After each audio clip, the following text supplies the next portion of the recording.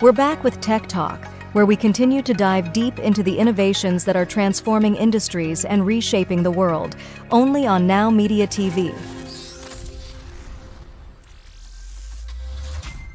Welcome back to Tech Talk. Information security has been around for a while, but it hasn't always been around. When I first started in the field of IT, it was more of a struggle to get things to talk to each other as opposed to stopping them from talking to each other. But now, of course, we need to do that because we need to ensure that information is protected, privacy is protected, and it's been an interesting journey. And here to talk a little bit about the evolution of information security is Peter Gregory, our friend who has been out with us before. Peter, thank you so much for joining us today. Greg, it's a pleasure being here and good to see you again. So I'd love to hear a little bit about your thoughts. As I just mentioned in the intro, InfoSec has been around for a while, but in the early days, it was a struggle almost to get things to talk to each other. But it has evolved a lot since the beginning, wherever the beginning may be. How has the information security landscape evolved since you first entered the field? Oh boy, I've thought about this, Greg, as I've looked back over my career. So I started full-time work in 1979, although I did part-time work in university computing centers and other facilities since the mid-70s. And the internet didn't exist yet. I'm not even sure ARPANET was around. And back then, security meant that you kept the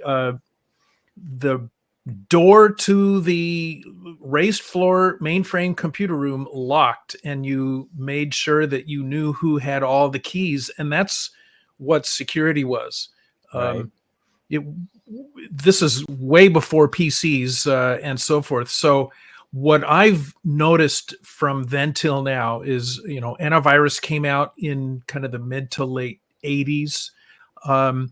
Then the other thing that got my attention in the later 80s was the Morris worm. Yes. That was the first worm, and it was destructive in that it was disruptive. It didn't really damage anything, but it got a lot of people's attention.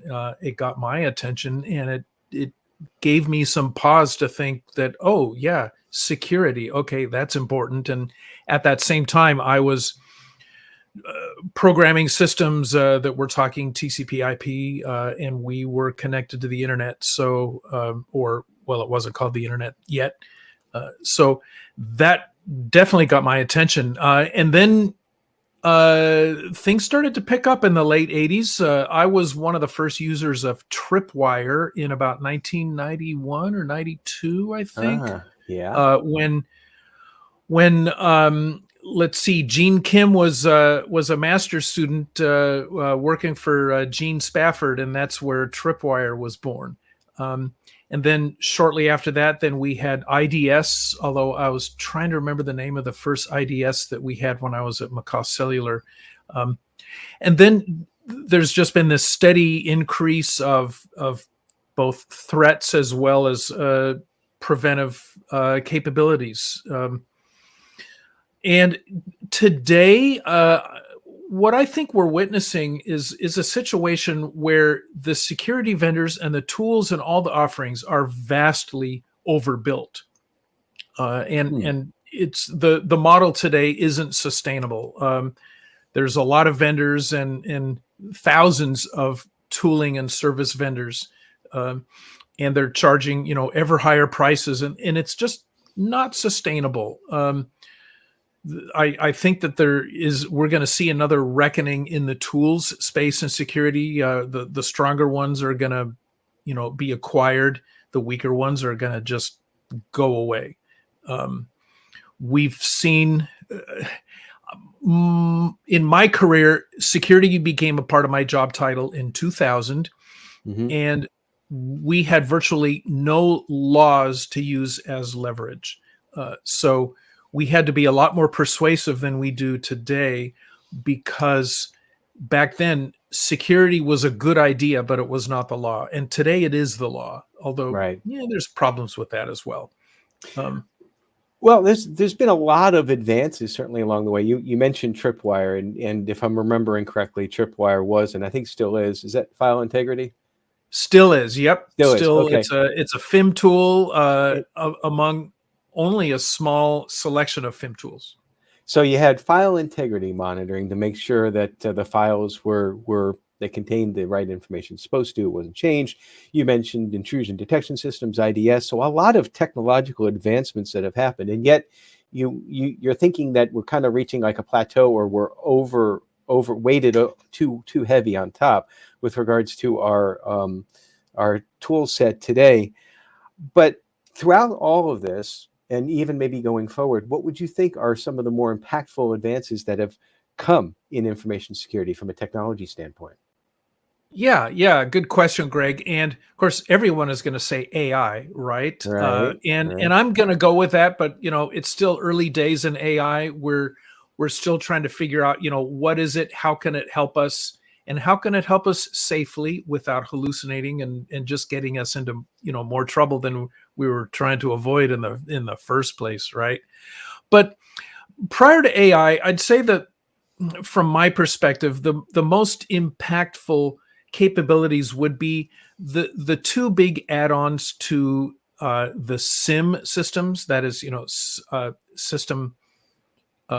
What is it? Security information and Security, event management. right. The central log collector that produces alerts for the analysts who need to go and act on those and look into things. So the two capabilities are SOAR and TIP.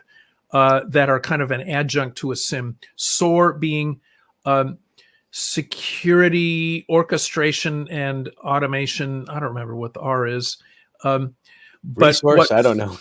yeah, I always what forget. SOAR basically does is it prior to a SOAR, when a SOC analyst got an alert or an alarm from their SIM, then they would go and open their playbook for the kind of event it was, and they might have 5 or 10 or 15 different manual things they have to do, like looking up an IP address and looking at a route to something and looking at the identity of a system, and where in the world is that IP address that's Mm. talking to us.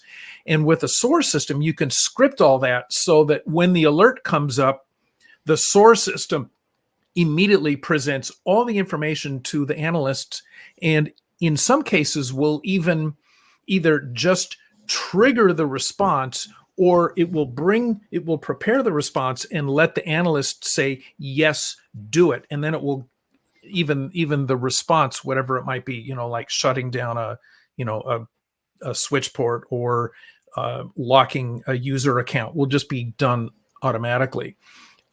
So that, and then TIP, which is Threat Intelligence Platform, which also will integrate with a SIM. These are two great capabilities that are really improving security operations by making them more agile, more responsive, and ridding analysts of the drudgery that can be so boring and time consuming. Well, certainly there's been a lot of advances, and I appreciate you sharing those. But really, with the technological advances, they don't really help if the organization itself can't stay ahead of the threats out there. It's not just a technology problem; it can also be a process problem. It can be a culture problem. But from your perspective, what would be some of the things that organizations can do to stay ahead of these rapidly changing cybersecurity threats out there? Well, Greg, cyber warfare is asymmetric, and it's kind of guerrilla warfare. So, by definition, we're never going to really completely catch up, right? Mm. Because the minute we do, then our adversaries come up with something new. And that's what they have to do for their attacks to be successful. And catching up and staying caught up is what we have to do to keep all of the old and the new kinds of attacks at bay, and to reduce their probability and impact. But still, threats and safeguards continue to move forward, and to stay current on threats, it's important for organizations to devote some time in cybersecurity to continuous learning and education, so that the right personnel are at least aware of what's knowable today. And given that there are so many different specialties and subspecialties in cybersecurity, that learning is going to vary a lot based on what you do in cybersecurity. If you're in the GRC space, like I've been in for 20 years, then it's staying on top of laws, regulations, standards, even court cases at times to understand where are the legal precedents taking all of us.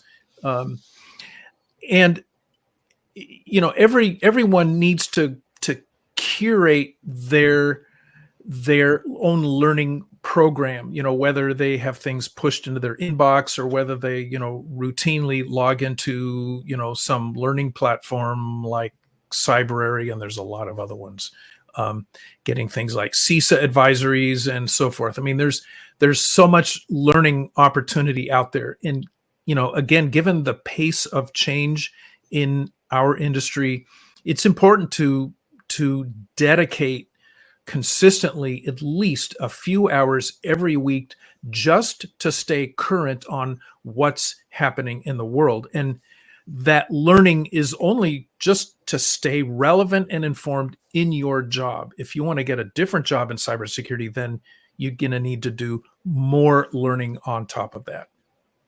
And to build on top of that, certainly within industries, pretty much every industry and then some out there have sector-specific information security and analysis centers, or ISACs.